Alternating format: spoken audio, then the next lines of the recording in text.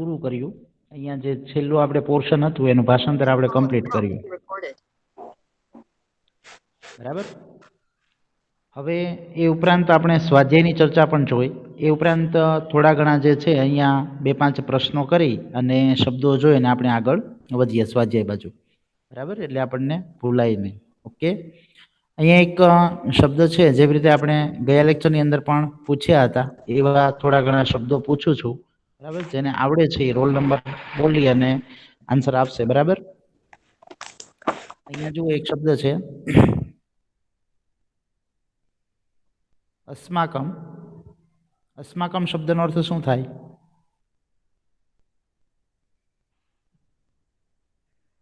અઢારો number. હા બોલો. આપણું, આપણી, આપણી. આપણી, બરાબર છે. આપણી, આપણું, આપણા બધાની અંદર આવી શકે. બરાબર, અસ્માકમ. ઓકે, સરસ, વેરી ગુડ. પછી અહીંયા અધુના શબ્દ છે. અધુના એટલે રોલ નંબર 62. હા, 62. અત્યારે.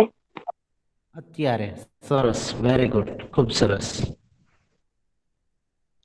પછીનો અહીંયા શબ્દ છે એક દાસ્યતી. દાસ્યતીનું ગુજરાતી શું થશે? અઢારો નંબર. હા બોલો. 18. આપશે. સરસ, આપશે. બરાબર છે. અહીંયા એક શબ્દ છે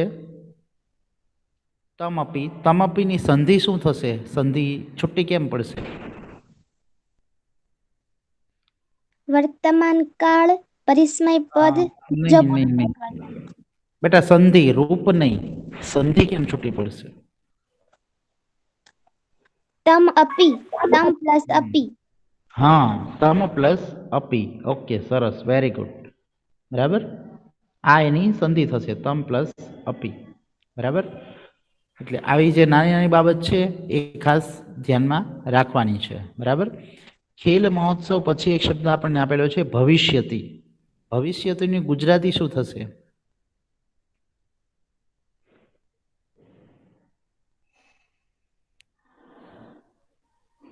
ભવિષ્યતીનું ગુજરાતી શું થાય? બોલો સર. હા બોલો. મહોત્સવ. નહીં. અઢારો નંબર. હા, 18 બોલો. થશે. ઓકે, ભવિષ્યતી એટલે કે થશે. બરાબર, જ્યારે કોઈ એવો શબ્દ આવતો હોય કે થશે, બનશે, કરશે, બરાબર ને, એવા અર્થમાં ભવિષ્યતી શબ્દ વપરાતો હોય છે. બરાબર, અહીંયા જો એના માટે પણ મેં તમને કીધું સ્યતિવાળા પ્રત્યયો જે છે એ ભવિષ્યકાળની અંદર આવશે. ભાગમ ગ્રહિષ્યંતી, તો એનું ગુજરાતી શું થશે? ભાગમ ગ્રહિષ્યંતી.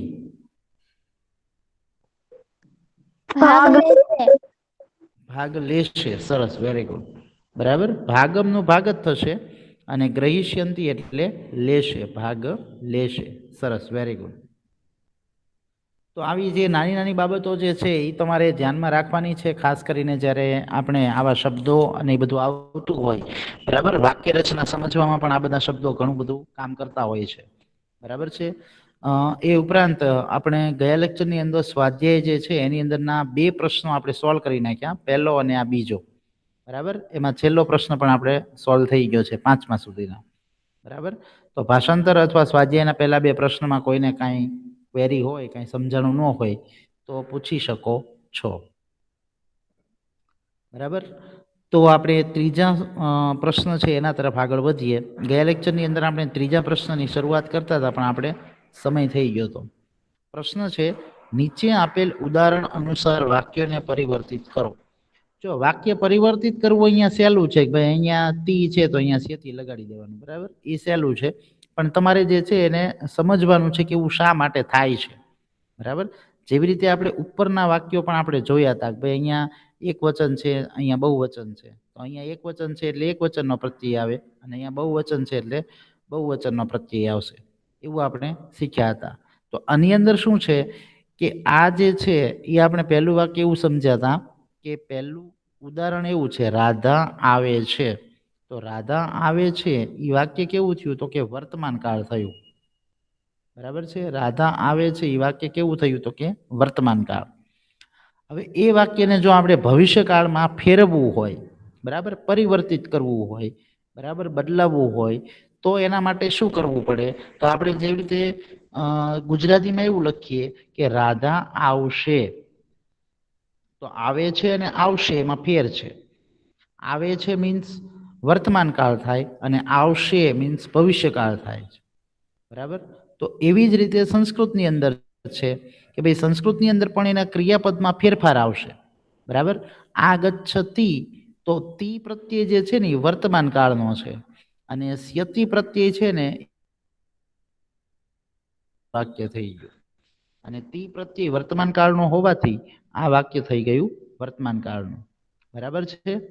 તો આપણે ગયા લેક્ચરની અંદર અને ગયા વીકમાં સમજ્યા હતા કે ભાઈ પ્રત્યય જે છે એ વર્તમાન કાળના જ, પણ તમે એની અંદર સ્યા અથવા તો સ્ય લગાડો છો તો ભવિષ્યકાળના રૂપો થઈ જાય, બરાબર છે. કઈ રીતે? તો દાખલા તરીકે મી હોય તો મીની આગળ આપણે જો ભવિષ્યકાળ કરવું હોય તો મીની આગળ શું લાગે?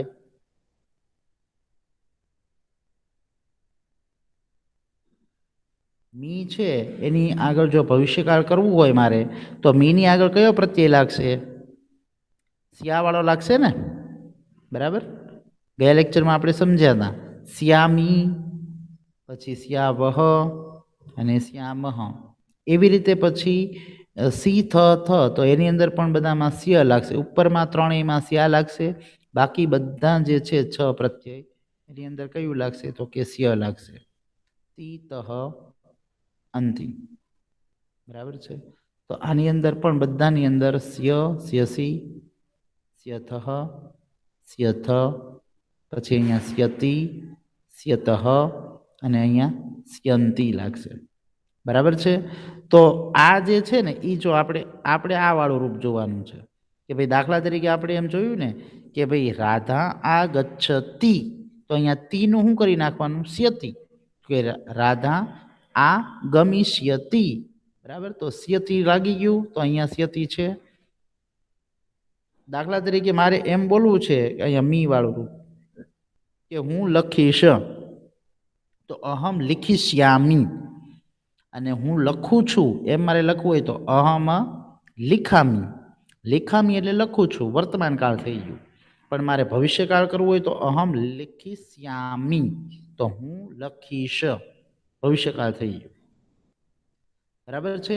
તો આ કોષ્ટક જે છે એ એના માટે ધ્યાનમાં રાખવાનું છે. એટલે આપણને એક રૂપ તો આવડી જાય, પણ બીજા બધા રૂપો પણ આપણને જો પૂછાણા હોય ઇન કેસ, અથવા આપણને જ્યારે પણ ભવિષ્યકાળનું કહેવામાં આવ્યું હોય ત્યારે આપણને તરત ખબર પડી જવી જોઈએ કે આ વાક્ય ભવિષ્યકાળનું છે, બરાબર. જુઓ અહીંયા શબ્દ છે રાધા આગચ્છતિ, તો રાધા તો નામ છે એટલે એમ નામ જ રહેશે, અને અહીંયા તીની જગ્યાએ સ્યતિ પ્રત્યય લાગી જશે. કે દરેકમાં તમારે જ કરવાનું છે, વદતી તો વદિષ્યતિ, તો સ્યતિ પ્રત્યય તમારે લગાડી દેવાનો છે, દરેકની અંદર એ જ કરવાનું છે. તો અહીંયા પણ સ્યતિ પ્રત્યય લાગેલો છે. એવી રીતે બધા આપણને 4 વાક્યો આપેલા છે. સર ઓકે, હા બોલો. સર એટલે એવી રીતે ને કે છે ને મોહન પશ્યતિ તો મોહન દ્રશ્યતિ, એ વચ્ચે ને? હા, એટલે અહીંયા જે છે ને એ પશ્યતિ વાળી વાત જે છે એ એક અલગ છે, કારણ કે એના રૂપો જે છે એ અલગ થાય છે, એમાં સ્યતિ પ્રત્યય જ લાગે છે. પણ બીજા આપણે ખાસ સ્યતિ અને સ્યતે વાળા રૂપ જોવાના છે ખાસ, બરાબર છે. ઉદાહરણ તરીકે અહીંયા આપણને જો રાધા આગચ્છતિ, તો રાધા આગમિષ્યતિ, બરાબર. સ્યતિ પ્રત્યય લગાડવાનો છે તીની જગ્યાએ, આટલું જ યાદ રાખવાનું, બરાબર. પણ મેં તમને કોષ્ટક એટલા માટે સમજાવ્યું કે એવું તમને જે છે એ ફક્ત અત્યારે 8મા ધોરણમાં જ નહીં પણ તમારે આગળના ધોરણમાં પણ કામ લાગશે. એ 9મામાં પણ આવશે અને 10મામાં પણ આવશે, બરાબર. ભવિષ્યકાળના રૂપો ને એ બધું. પણ આપણે જે છે અત્યારે આ સ્યતિ વાળું એક રૂપ જે છે એને આપણે સમજતા જઈએ, બરાબર. ચાલો એમાં પહેલું કોણ સમજાવશે? શબાના વદતી.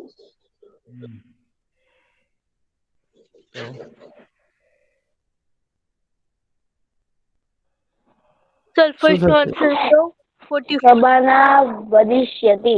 Okay, answer. શબાના નામ છે એ એમ નામ રહેશે અને વદતી નું વદિષ્યતિ થઈ જશે, બરાબર. વદિષ્યતિ એટલે જો આ વાક્ય હું બોલીશ ને શબાના વદતી, તો શબાના બોલે છે, અને આ વાક્ય હું બોલું ને તો શબાના બોલશે, ભવિષ્યકાળ. બરાબર. બીજું, મોહસીના ચલિષ્ઠતી. ઓકે, મોહસીના ચાલે છે. બરાબર. તો મારે જો ચલિષ્યતી હું લગાડી દઉં, ચલિષ્યતી, બરાબર છે, તો મોહસીના ચાલશે. બરાબર. ભવિષ્યકાળ થઈ ગયું, સ્યતિ પ્રત્યય લાગ્યો એટલા માટે. પછી ત્રીજું છે રમેશ ખાદતી, એનું શું થશે?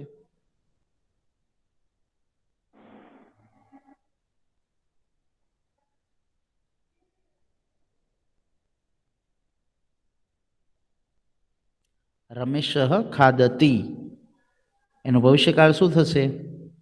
ચાલો, કોણ બોલશે? શું સર? રમેશ ખાદતી, એનું ભવિષ્યકાળ. ખાદિષ્યતિ. રમેશ ખાદિષ્યતિ. ઓકે, રમેશ નામ એમનામ જ રહેશે અને ખાદતીનું થઈ જશે ખાદિષ્યતિ. એટલે અહીંયા જ્યારે વર્તમાન કાળ હતું ખાદતી, ત્યારે એમ થતું હતું રમેશ ખાય છે, વર્તમાન કાળ. અને ખાદિષ્યતિ હોય તો રમેશ ખાશે. બરાબર. અને વેદઃ કથયતિ, તો એનું ભવિષ્યકાળ શું થશે? વેદ કથિષ્યતિ. કથ ઈષ્યતિ થશે, ઈષ્યતિ. બરાબર. કથ ઈષ્યતિ. બરાબર. કે સ્યતિ પ્રત્યય લાગ્યો, કથ ઈષ્યતિ. તો અહીંયા વેદ કહે છે અને સ્યતિ લગાડો તો વેદ કહેશે. બરાબર. ભવિષ્યકાળનું રૂપ. તો આવા જે છે ને રૂપો, એ તમારે વર્તમાન કાળના પણ આવે છે, ભૂતકાળના પણ આવે, બરાબર, અને ભવિષ્યકાળના પણ આવે. બરાબર છે. સર ભૂતકાળના તમારે, હા, એકવાર રિપીટ કરજો ને ફેસબુકમાં આન્સર લખી લઈએ. ઓકે. જો અહીંયા જે છે પહેલાની અંદર વદિષ્યતિ આવશે. બરાબર છે. શબાના નામ એમનામ જ રહેશે, શબાના વદિષ્યતિ. પછી મોહસીના ચલતી, તો એનું આવે છે ચલિષ્યતિ.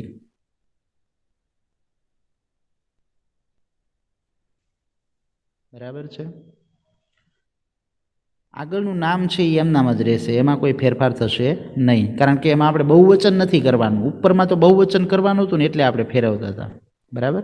અને ખાદતીનું થઈ જશે ખાદિષ્યતિ. બરાબર.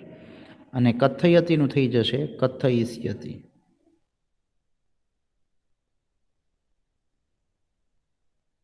બરાબર. વેદઃ કથયિષ્યતિ. તો આ ચારેય રૂપ થયા તમારા: વદિષ્યતિ, ચલતી, ખાદિષ્યતિ અને કથયિષ્યતિ. બરાબર. બોલશે, ચાલશે, ખાશે અને કહેશે. બરાબર. તો આવા આપણને કોઈ પણ જો વાક્ય રચના પૂછાણી હોય, અથવા આપણને જ્યારે વાક્યમાં એવું નથી કે ખાલી પૂછાણું જ હોય તો જ આપણે કરવાનું, એવું પણ નથી. પણ તમને દાખલા તરીકે આગળના પાઠની અંદર કે કાવ્યની અંદર આવા વાક્ય આવ્યા હોય તો તમને તરત ખબર પડી જવી જોઈએ કે આ વાક્ય રચના છે એ ભવિષ્યકાળની છે. બરાબર. કે ભવિષ્યકાળ જે છે આનું પણ રૂપ ઓલાની જેમ જ થાય. આપણે જેવી રીતે વર્તમાન કાળનું રૂપ જોયું હતું એવી રીતે આપણે જુઓ દાસ્યતીનું રૂપ પણ સોલ્વ કરાયું હતું. બરાબર. દાસ્યતી એટલે કે આપશે, તો સ્યતિ પ્રત્યે લાગેલો હોય. બરાબર છે. તો વર્તમાન કાળની જગ્યાએ ખાલી ભવિષ્યકાળ લગાડી દો અને આખો રૂપ એમ નામ રહે કે ભવિષ્યકાળ પરસ્મય પદ ત્રીજો પુરુષ એક વચન. બરાબર. ઓકે. તો હવે આ પ્રશ્નમાં કોઈને કાંઈ હોય ક્વેરી તો પૂછી લ્યો, કાંઈ સમજાણું ન હોય તો પૂછી લ્યો ત્રીજા પ્રશ્નમાં. બધું સમજાઈ ગયું સર. ઓકે. બરાબર છે. તો આપણે જે છે એ અહીંયા બીજો પાઠ છે એના સ્વાધ્યાય આપણે કમ્પ્લીટ થયો. સ્વાધ્યાયની અંદર જે છે એ આપણને આ ચોથો પ્રશ્ન છે એ કંઈ કરવાની જરૂર નથી, કારણ કે એની અંદર ચિત્ર ઉપરથી વાક્ય એટલે આપણે ઉપરના જ વાક્યો બનાવવાના રહે. પણ શુદ્ધ ઉચ્ચારણ કરો. પાંચમો પ્રશ્ન ખાસ લખજો ફેરબુકની અંદર, કારણ કે આની અંદર જે છે શબ્દો સારા અક્ષરે અને જે આવા અઘરા શબ્દો હોય એ ખાસ ધ્યાનમાં રાખવાના છે. અહીંયા આને વાંચન દીર્ઘ લંઘનમ બરાબર. ઘણા જે છે એ આની અંદર કંઈક જુદું પણ ઉચ્ચારણ કરતા હોય, પણ ખાસ ધ્યાન રાખવાનું દીર્ઘ લંઘનમ. પછી જ્યારે વિસર્ગ હોય પાછળ ત્યારે હ નું ઉચ્ચારણ થાય છે. બરાબર. એ ઉપરાંત આની અંદર પણ ઘણા જે છે ઉચ્ચારણમાં ભૂલ કરતા હોય છે. છઠ્ઠાની અંદર જુઓ. બરાબર. ઘણા અધ વાંચે છે, અધ નહીં પણ અધ્ય શબ્દ છે. બરાબર. જેવી રીતે આપણે વિદ્યાર્થીમાં ધ્યા વપરાય ને, ધ્યા એ છે વિદ્યાર્થી. બરાબર. આપણે વિદ્યાર્થી નથી બોલતા. બરાબર. આપણે શું વાંચીએ છીએ? વિદ્યાર્થી. તો સર ધ્યા. લખાઈ ગયો સ્વાધ્યાય. ઓકે. તો અહીંયા ધ્ય આવે તો અધ્યારભ્ય. બરાબર. અધ્ય શબ્દ વપરાય. ઓકે. તો આવા બધા શબ્દો જે છે એ ખાસ દરેકે ધ્યાનમાં રાખવાના છે. બરાબર. તો બીજો પાઠ જે છે એ આપણે અહીંયા કમ્પ્લીટ થયો. તો બીજા પાઠની અંદર હવે વ્યાકરણમાં પાઠની અંદર, ભાષાંતરની અંદર અથવા સ્વાધ્યાયની અંદર કોઈને કાંઈ પ્રશ્ન હોય તો તમે પૂછી શકો. એ ઉપરાંત તમે જે કાંઈ પણ વાંચો છો એને સંસ્કૃત સામે રાખીને વાંચજો. એટલે જે કોઈ પણ વાક્ય સિંગલ પણ પૂછાણું હોય, બરાબર. દાખલા તરીકે આપણે ખાલી એક જ વાક્ય પૂછ્યું હોય કે ભાઈ સમ્યક્તયા સર્વાહ સ્પર્ધાઃ પૂર્ણાઃ ભવન્તિ, આવું એક જ વાક્ય પૂછાણું હોય તો તમને એનું પણ ભાષાંતર આવડવું જોઈએ. એ ક્યારે આવડે? તો કે જ્યારે તમે સંસ્કૃત અને ગુજરાતી બંને સાથે વાંચતા હોય તો તમને આવડે. કે ભાઈ એક વાક્ય સંસ્કૃતનું વાંચ્યું, પછી એક વાક્ય ગુજરાતીનું વાંચ્યું, એ રીતે તમે વાંચો તો તમને ખ્યાલ આવે કે આ વાક્યનું ભાષાંતર આવી રીતે જ થાય. બરાબર. તો જ તમને ભાષાંતર જે છે એ વધારે ખ્યાલ આવશે. અને એક વખત બે વખત વાંચ્યા પછી શબ્દાર્થ સામે રાખી અને પછી મનમાં ભાષાંતર કરો. બરાબર. શબ્દાર્થ સામે રાખો કે જેથી કરીને તમને કાંઈ પ્રશ્ન થાય કે ભાઈ આ શબ્દનો અર્થ શું થાય, તો એ તમે શબ્દમાં તરત જોઈ શકો. એવી રીતે એક કે બે વખત જોશો એટલે તમને ભાષાંતર સાવ મોઢે થઈ જાય. બરાબર. અને આનું ભાષાંતર તો એકદમ સહેલું છે, આવડે એવું છે. બરાબર. તો બીજો પાઠ આપણે અહીંયા કમ્પ્લીટ થયો. એ ઉપરાંત હવે એને આધારિત જે એમસીક્યુ ને એ જે છે એ પહેલા અને બીજા બે પાઠના એમસીક્યુ હું તમને આવતા લેક્ચરની અંદર સેન્ડ કરી દઈશ. અને આપણે જે રિવિઝન છે એ પણ જોવાનું રહેશે. એટલે રિવિઝનને આધારિત જે કંઈ પણ આપણે એમસીક્યુ ને એ જે છે એ આપણે અત્યારે જોશું. અને પછી એ એમસીક્યુ જે હું તમને સોલ્વ કરાવું છું એ હું તમને પીડીએફ તરીકે મોકલી આપીશ. બરાબર. અને હા, આની પીડીએફ હું મોકલી દઈશ સ્વાધ્યાયની. એ દરેક ફેર બુકમાં કમ્પ્લીટ લખી નાખજો. બરાબર. જેને બાકી હોય એને. ઓકે.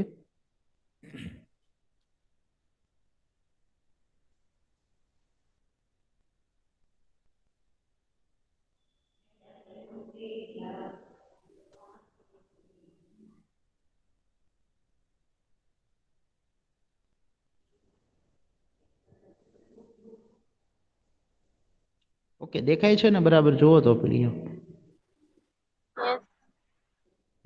ઓકે. હા સર, હવે દેખાય છે. આપણે પહેલા કાવ્યમાં વયા જઈએ. બરાબર. પહેલા કાવ્યના થોડા ઘણા પ્રશ્નો છે, એમસીક્યુ. બરાબર.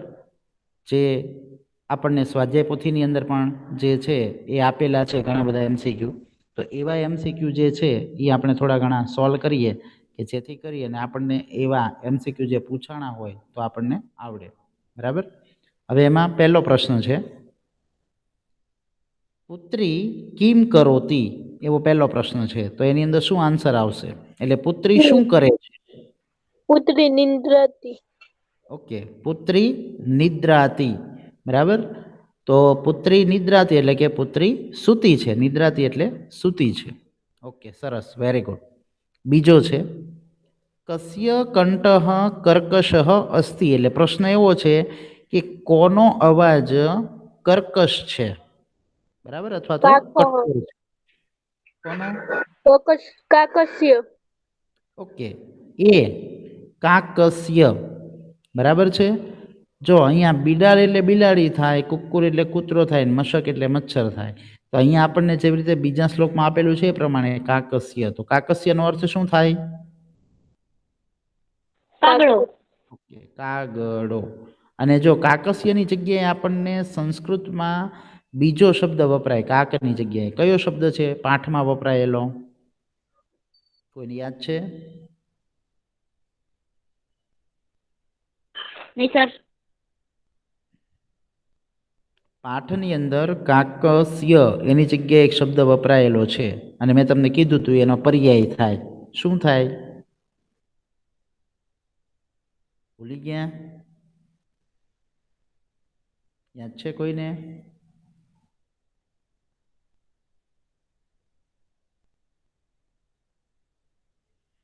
વાયસ શબ્દ આવે? હા. હા, બરાબર. પાઠની અંદર વાયસ, વાયસ એટલે પણ કાગડો થાય. એટલે જો આપણને ઓપ્શનમાં વાયસ આપેલું હોય તો આપણો જવાબ વાયસ પણ આવે, બરાબર. અને કાકહ આપેલું હોય તો કાક પણ આવે, બરાબર છે. એટલે વાયસ શબ્દ યાદ રાખવાનો. પાઠની અંદર જે શબ્દ પૂછાણો હોય એ પણ ધ્યાનમાં રાખવાનો. પ્રશ્નની અંદર એનો પર્યાય શબ્દ આપેલો હોય તો પણ ધ્યાનમાં રાખવાનો. ઓકે, ત્રીજો પ્રશ્ન છે, બિડાલહ કિમ કરોતી, એટલે કે બિલાડી શું કરે છે? ક્રંદમ, ઘોર વિરાવમ, ઘોર યુદ્ધમ કે રોદનમ, શું કરે છે? એટલે આક્રંદ કરે છે, બરાબર, ભયંકર યુદ્ધ કરે છે, મોટો અવાજ કરે છે કે રડે છે? ઘોર વિરામ. ઓકે, શું કરે છે? ઘોર વિરાવમ, મોટા અવાજે. આપણે લખેલું છે ને કે ઘોર વિરામમ, સોરી, વિરાવમ મ્યાઉ મ્યાઉ કરતી, બરાબર ને. મોટા અવાજે મ્યાઉ મ્યાઉ ન કર, માં કરું એટલે કે ન કર, બરાબર. તો ઘોર વિરાવમ એટલે કે મોટા અવાજે. કે ચોથો પ્રશ્ન છે, ભવ ભવ ઇતિ કહ વદતી, ભવ ભવ એવું કોણ બોલે છે? વડા કહ શું ન કહો. ઓકે, વરાક શુનકહ, બરાબર. એટલે કે કૂતરો બોલે છે, બરાબર. અહીંયા નાનો કૂતરો એવો શબ્દ પણ આવી શકે ને દુષ્ટ કૂતરા એવા શબ્દની અંદર પણ આવી શકે, બરાબર. અને શુનકહ એનો પર્યાય શબ્દ શું થાય? કૂતરાને બીજી રીતે સંસ્કૃતમાં કઈ રીતે કહી શકાય? યાદ કરો. આપણે ઓલરેડી પહેલા સેમેસ્ટરની અંદર પણ એના માટેનો શબ્દ આવી ગયેલો છે. કૂતરા માટેનો સંસ્કૃત શબ્દ કયો છે?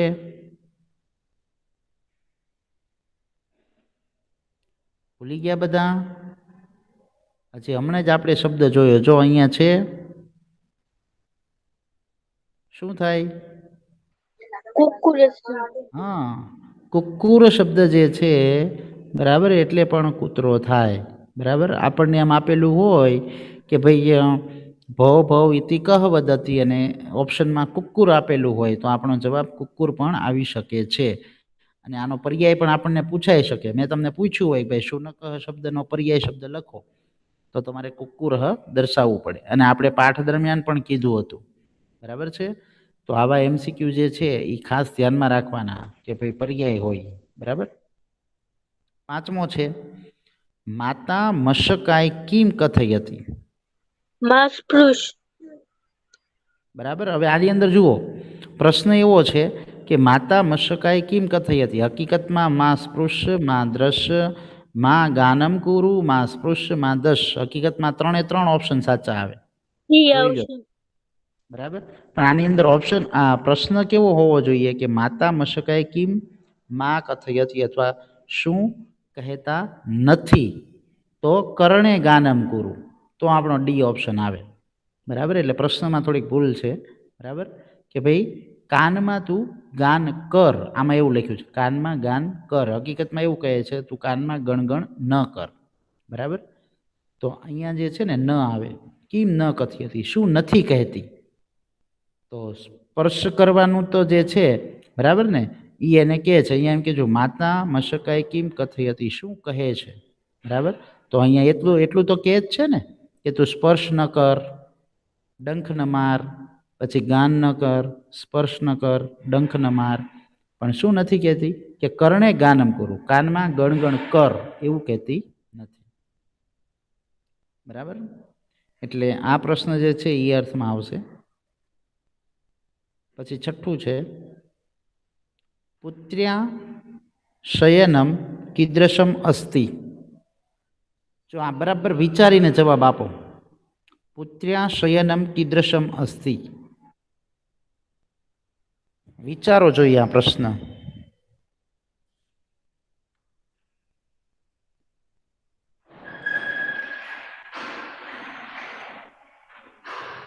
દ્રશ્યમ એટલે શું?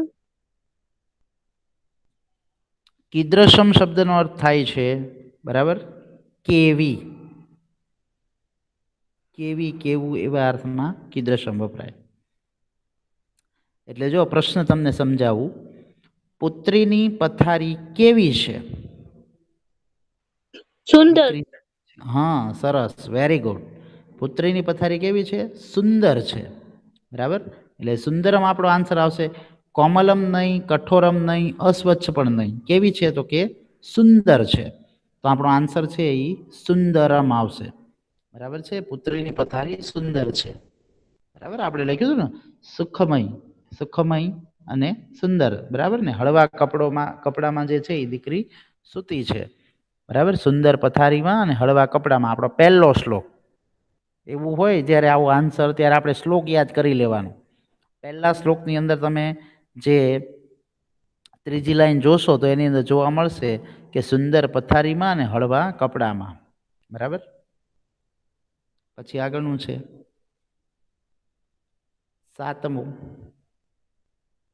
સાતમો પ્રશ્ન છે. સાતમો પ્રશ્ન કોઈ એક 73 નંબર છે. હા સર. હા, આ સાતમો પ્રશ્ન વાંચો તો બેટા. પુત્ર્યાઃ વસનમ કૃંદશમ અસ્તિ. કીદૃશમ અસ્તિ. સરસ, વેરી ગુડ. હવે એમાં શું આન્સર આવશે? તારે જ ડી બોલવાનું. સુખમય. સુખમય ડી. સુખમયમ. બરાબર છે. સુખમય શબ્દ જે છે એનું ગુજરાતી શું થાય? સુખમય એટલે આરામદાયક વસ્ત્ર. આરામદાયક અથવા તો એમ પણ કરી શકાય હળવા કપડાં. બરાબર છે. તો સરસ, વેરી ગુડ બેટા. ખૂબ સરસ આન્સર આપ્યો કે સુખમયમ શબ્દ આવશે. કે પુત્ર્યા વસનમ એટલે કે પુત્રીના કપડાં કેવા છે? બરાબર. તો કે આરામદાયક છે અથવા તો એ હળવા કપડાં છે. બરાબર. એવા અર્થમાં આવશે. કે સરસ, વેરી ગુડ. આઠમું સર હું કહું. રોલ નંબર 16, 16 નંબર છે. 16 નંબર. સર 44 નંબર બોલું? એક મિનિટ, બીજાને ચાન્સ આપીએ. 68 નંબર છે. 68. હા સર. હા, પ્રશ્ન વાંચો તો બેટા.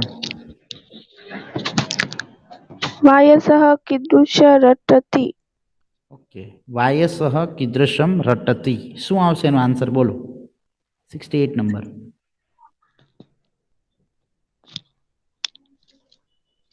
જો પ્રશ્ન સમજાવું તને કે કાગડો બરાબર કેવી રીતે બોલે છે?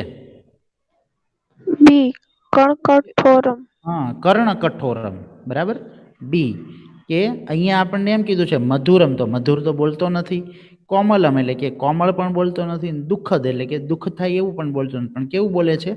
કર્ણ કઠોર. કાનને કઠોર લાગે ને એવું બોલે છે. એટલે આપણો આન્સર આવે છે બી કે કર્ણ કઠોરમ. કાનને કઠોર લાગે તેવું બોલે છે. રટતી એટલે રટે છે એવો શબ્દ આપેલો હોય તો પણ એ જ થાય. રટવું અથવા બોલવું બે એક જ છે. બરાબર. કે રોલ નંબર 62. 62 નંબર છે હાજર. 62 યસ નંબર. સર હાજર છે. 62. Okay, 44 number.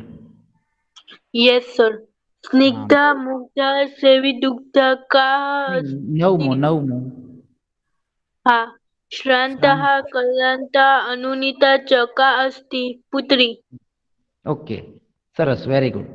એની અંદર પુત્રી જવાબ આવશે કે ભાઈ શ્રાંતા ક્લાંતા અનુનીતા, બરાબર. કા અસ્તિ એટલે કે કોણ છે, તો કે પુત્રી છે, બરાબર. કારણ કે એના આ જે છે એ ત્રણેય એ શું ગણાય, એના પુત્રીના આપણે કીધું હતું વિશેષણ, બરાબર ને. એના વિશેષતા દર્શાવતા શબ્દો છે એટલે એને આપણે શું કહીશું, તો કે વિશેષણ કહીશું, બરાબર. 10મું છે રોલ નંબર 18 રોલ 18. નંબર હા બોલો 18 નંબર. સિંધા મુગ્ધા સેવિતા દુગ્ધા કા અસ્તિ હમ પુત્રી. ઓકે, પુત્રી. સ્નિગ્ધા મુગ્ધા સેવિત દુગ્ધા, બરાબર. એમાં મુગ્ધા શબ્દનો અર્થ શું થશે,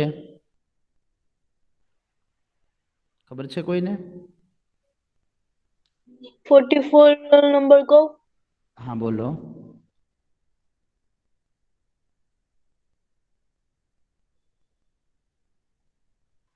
હોળી થશે. હોળી. ભોળી, સરસ, વેરી ગુડ, બરાબર છે. તો મુગ્ધા એટલે શબ્દનું ગુજરાતી થાય છે ભોળી. એટલે જ્યારે જુઓ તમને કહેવાનો અર્થ એ, આ શબ્દો પૂછવાનો અર્થ એ છે કે જ્યારે આવા શબ્દો વચ્ચે વચ્ચે આવતા હોય તો એનો અર્થ પણ આપણને ખબર હોવી જોઈએ. ખાલી જવાબ આપી દઈએ અથવા આપણે વાંચતા હોય ખાલી જવાબ વાંચી લઈએ એટલું જ નહીં, બરાબર. પણ વચ્ચે વચ્ચે એના અર્થ પણ જાણતું રહેવાનું કે ભાઈ મને નથી ખબર, જ્યારે આપણે વાંચતા હોય તો કે ભાઈ મને સ્નિગ્ધા શબ્દનો અર્થ નથી ખબર, તો પછી આપણે વાંચી લેવાનો ભાઈ સ્નિગ્ધા એટલે શું થાય, એમ તરત વાંચી લેવાનું, બરાબર. તો સ્નિગ્ધા એટલે શું થાય, તો કે કોમળ સુવાળી. અથવા તો સુંવાળી, બરાબર. તો આપણને તરત જે છે ને એ આમ ન આવડતું હોય ને તરત જોઈ લેવાનું કે ભાઈ આપણો ચાલો ગુજરાતી શબ્દ લખાયો છે તો કે ભાઈ સ્નિગ્ધા શબ્દનો અર્થ મને નથી ખબર, તો તમારે પાનું ફેરવીને જોઈ લેવાનું કે ભાઈ સ્નિગ્ધા એટલે કોમળ થાય, સુંવાળી થાય, બરાબર છે. તો એવી રીતે દરેક શબ્દ જે છે એને પણ બરાબર ધ્યાનથી સમજવાના, ખાલી પ્રશ્ન સમજી લ્યો એટલું જ નહીં, બરાબર. પછીનું છે 11મું. સર એનો આન્સર હું કહું? 44. હા બોલો. વિમલા કુશલા સુમ્નો મૃદુલા કા અસ્તિ નિદ્રિતા પુત્રી. ઓકે, નિદ્રિતા પુત્રી, તો કે વિમલા કુશલા અને સુમન મૃદુલા, બરાબર. એટલે આવી જે છે આપણે જેવી રીતે વિમલા શબ્દનો અર્થ જોયો તો વિમલા એટલે નિર્મળ, કુશલા એટલે કુશળ અને સુમન મૃદુલા એટલે ફૂલ જેવી કોમળ. કોણ છે, તો કે નિદ્રિતા પુત્રી એટલે કે સુતેલી દીકરી, બરાબર. તો એ 11માનો આન્સર થશે. તો કે આ બધામાં આન્સર જે છે એ બધામાં કોમન જ આવે છે 10, 11, 12માં.